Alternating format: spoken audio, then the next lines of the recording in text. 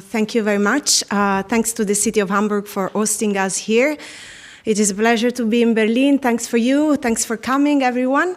So I will try to spend a few words about this project and telling you what's all about, why we started, why Hamburg, why cities, why Europe, why data, and also explain you in a little time, because otherwise Arianna will tell me we have to go to the panel, what we are trying to achieve and why I actually think, although it is a specific experimentation with a specific use case, this can show how things can happen in Europe. It has a scalable vision, and it has a vision that puts regulatory, legal, technical, and policy questions into action. That's the value, I think, of this project. First of all, the encounter. Why Hamburg? I think we met with Jan Perksen and his team and the whole Senate Chancellery, but also we are working across departments. So we're working with the IT department, with the mobility department. We've been in touch with the participatory department, with the whole ecosystem of the city. I think Hamburg is a city that has a vision, long-term vision, to become a model for democratic digitalization and net zero policies. And I think it's at the intersection of democratic digitization and data democracy, net zero objectives, so net zero policy making, lowering CO2 emissions, decarbonization, ecological transition, and the use of data. So this data democracy, net zero, and participation, and democratic engagement of citizens. This is a triangle where cities can really show what a European model for digitization can be. So Hamburg has this ambition. And of course, as you probably know, I used to be the city of Barcelona now, long time ago, I would say, some years ago. And we experimented a lot of new things with data sovereignty for citizens, data democracy, citizen participation, but also with an ecological vision for the city. So there were a few things about how to use data for the public interest, how to make data a digital infrastructure that's really serving people, that's serving the environment, that's serving cities, a fundamental part of next generation policy making. And I mean, it seems easy, but actually it's a big change. It's a change of mindset, it's a cultural change, it's also a change for how in public administration we approach the question of value. What's valuable? Is data valuable for what you do? What kind of value? How do we share value? But also, what's the added value of using data to deliver better services to citizens? So we basically think that cities can become, in this very moment, where we are in a poly-crisis, where we have a lot of big challenges, where we have to reshape a future model for a new type of ecological future, cities can become laboratories for new practices and democratic standards for data sharing that really enable citizens to regain digital sovereignty and enable the EU Green Deal to become real. Why Europe? And we have the European Commission today. I'm very happy that you're here, Javier. Europe is seen as a regulator, a big regulator for the digital age, and it's great that we are today here. And yesterday, just yesterday night, was reached an agreement between the Council and the European Parliament about the Data Act. So we still haven't seen the actual detail of a text. We'll maybe have a text in a couple of days that we will analyze, of course, in our working group. But we have a new constitution for the digital age that has been crafted in Europe. The AI Act, the Data Governance Act, the Data Act, the Digital Service Act, the Digital Market Act. We can see this as a new regulatory framework, a new constitution for the digital age. And yes, we try to strike the balance between protecting the fundamental rights of citizens, aligning innovation with the fundamental values, democratic principles and value of Europe, while, and I put it also in the slide, becoming also competitive. Our competitiveness in Europe has to be based and aligned on our fundamental values, on our democratic values.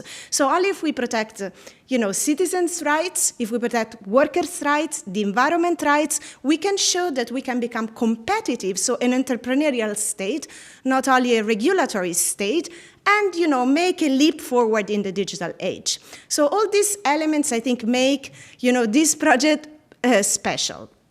So why data sharing for the public interest? So first of all, I think through data sharing, of course, we believe that data is a fundamental public infrastructure of our times, is a critical infrastructure.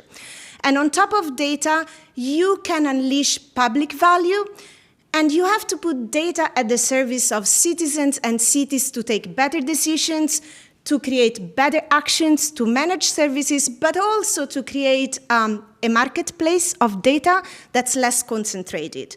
So let's say a win-win and not a winner-take-all marketplaces. So I think there is a moment, a place for conceiving data as a public infrastructure, on top of which, if we do it well and if we regulate it well, innovators, startups, SMEs, NGOs, citizens themselves can use this data to create better data-driven services, to improve the city, but also strike some public rewards. So not having just, very concentrated marketplaces.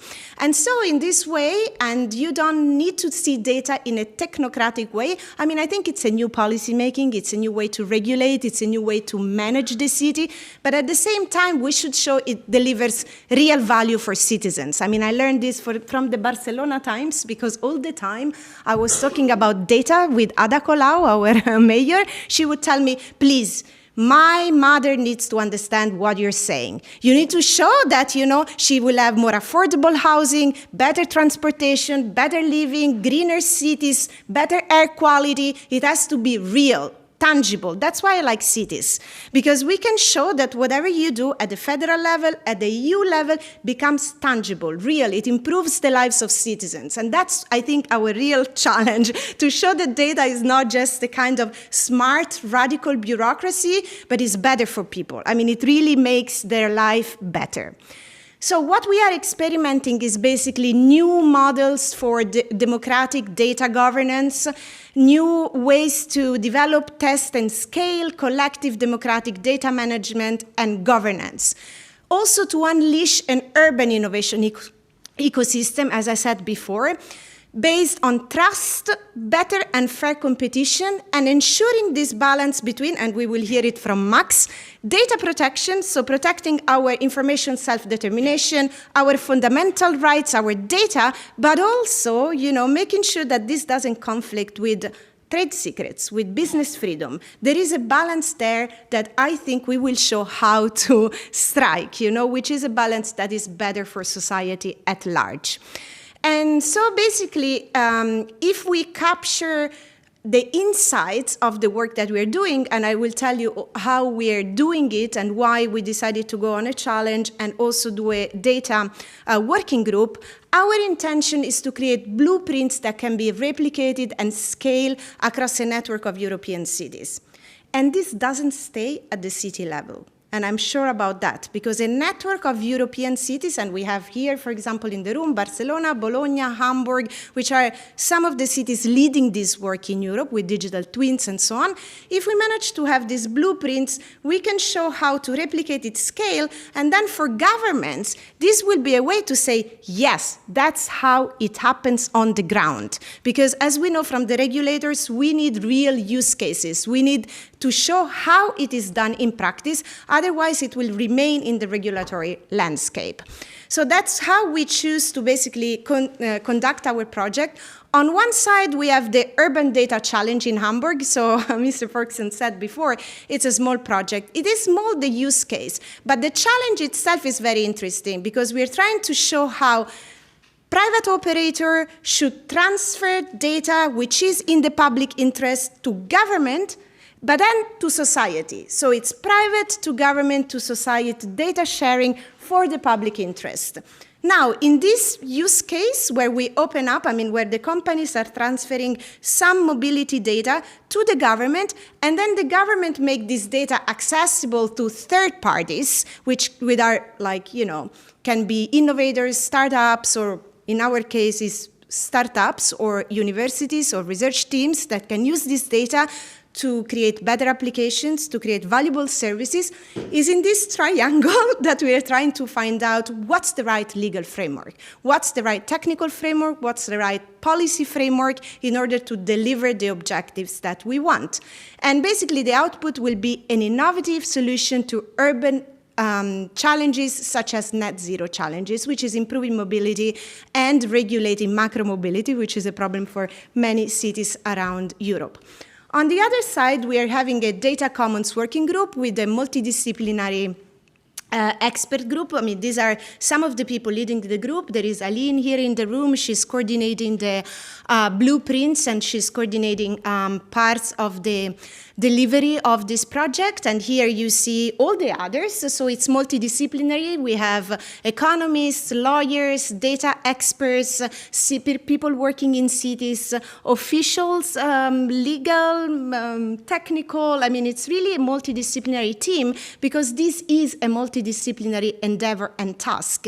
And basically the experts are assessing, okay, what does it mean to scale a project like we're doing in Hamburg? And what are, for example, legal actions that the cities can take, changing procurement? What can we change in contracts or contracts model, or applying data sovereignty clauses in licensing schemes? So concrete actions that cities can take, and then how we can generalize it to a use cases approach. So we are creating basically not only a data catalog, but also a use cases catalogs. And so basically this framework could be then applied to a variety of use cases where the cities see added value. But they will have a legal framework and a technical framework, a technical ontology, maybe that can also be then transformed into some kind of smart contract, sorry about the word, but it could be done, that could work for a variety of use cases, but the legal framework is solved. And that's why I say this with emphasis, is because this can be paralyzing. So we are very proud of our regulatory power, but at the end, why don't we share data for the public interest? Because then, people are afraid of data protection on one side and trade secret on the other side, liabilities, what happens with the data, who has the responsibilities. So we're trying to show that this can be done in a win-win situation, delivering public interest. So we hope, so it's pretty ambitious at the end, our task. And if we have these case studies, this framework in place, these ontologies of case studies, and also a technical platform, how this can happen. And we have our friends from Fraunhofer that are working with us to show, for example, how this works in relation with Gaia-X, how this works in relation with International Data Spaces Association, how this can be then translated to the European level. Then maybe we have a model that works in practice and that can be transferred and applied and possibly scaled, and we will see how. So this is it for the presentation of the project. I think the takeaways are we need experimentation to happen. So that's why we need cities on the ground. And this is not only business-to-business marketplaces, but there is a huge space for the public interest to show how this delivers value to society at large and what kind of value the data and public digital infrastructures deliver today. And then hopefully with this blueprint approach, this is scalable, it's reproducible, and it can be replicated across Europe. That's our hope. So I leave you now with this, and I give the word to the European Commission now, to Javier Orozco Messina from the European Commission, that will explain what is the data governance for the public interest policy at EC level. Thank you.